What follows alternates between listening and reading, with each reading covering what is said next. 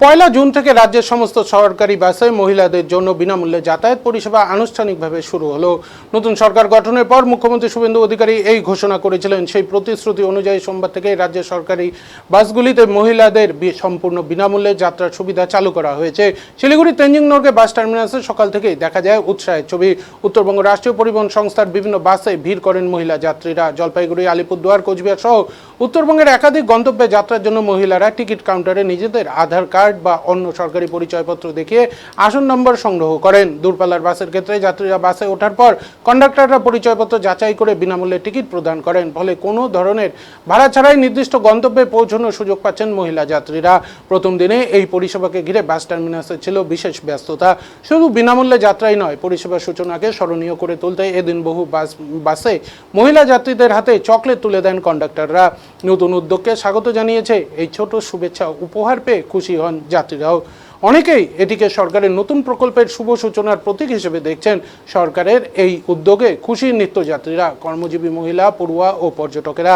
তাদের মতে যাতায়াত খরচ কমার ফলে সংসারের আর্থিক চাপ কিছুটা হলেও কমবে। পরিষেবা চালুর প্রথম দিনে উত্তরবঙ্গে ব্যাপক সাড়া মিলেছে। আর চকলেট বিতরণের মতো অভিনব উদ্যোগের দিনটি আরও বিশেষ হয়ে উঠেছে।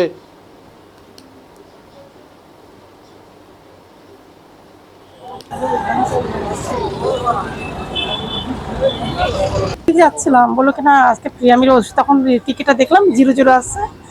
তো আমরা মানে এমনি সুবিধা আছে সব দিকে, কিন্তু আমরা তো আসি সে আমাদের বাড়ির থেকে না, টোটোগুলো জ্যাম করে দেয়, ভিড় করতে দেরি হয়ে যায়। বসে আছি, ঘোষপুকুর যাবো, কখন ছাড়বে আমরা জানছি। হ্যাঁ হ্যাঁ, আমার জব ওখানে ঘোষপুকুরে, আমি রোজই যাচ্ছি। এমনি তো এখান থেকে স্টেট বাসে তো 20 টাকাই লাগে রোজই। আর যারা দূরে যায় তাদের ক্ষেত্রে হয়তো সুবিধা, আমার তো রোজ মানে 20 টাকা করেই লাগছে। হ্যাঁ সে তো ঠিক আছে, কিন্তু টোটো আমার সেই ওখান থেকে আসতে হয়, টোটো ভাড়াটাই অনেকটা বেশি লাগে, বাস ভাড়াই কম আছে। আপনার নাম?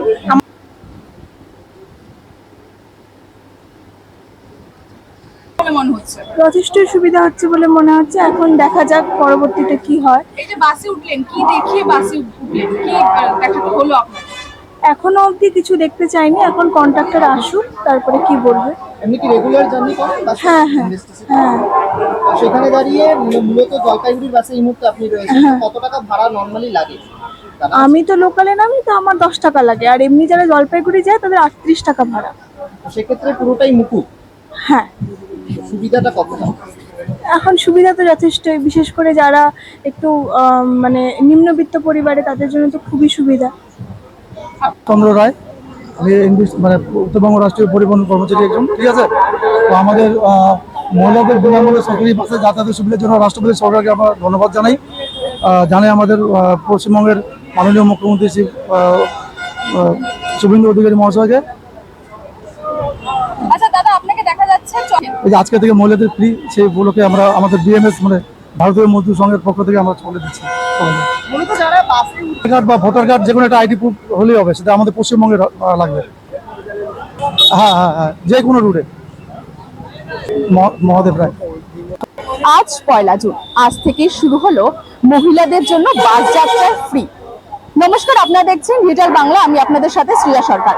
আজ আমরা যুক্ত রয়েছি শিলিগুড়ি জংশনে তেনজিং নর্গে বাস টার্মিনাস থেকে, যেখানে কিন্তু একে একে সকাল থেকে শুরু হয়ে গেছে বাসের যে সমস্ত বাস কিন্তু ছাড়া হচ্ছে তেনজিং নর্গে বাস টার্মিনাস থেকে, যেখানে কিন্তু একে একে বাসে মহিলারা যারা উঠছেন তাদেরকে কিন্তু পশ্চিমবঙ্গ সরকারের অনুমোদিত যে আইডি প্রুফ, সেই আইডি প্রুফ কিন্তু তাদেরকে দেখাতে হচ্ছে, এবং তারপরই সেই মহিলারা কিন্তু একেবারে ফ্রিতে সমস্ত রুটে যেতে পারবেন, এমনটা কিন্তু ঘোষণা করেছিলেন রাজ্যের মুখ্যমন্ত্রী শুভেন্দু অধিকারী।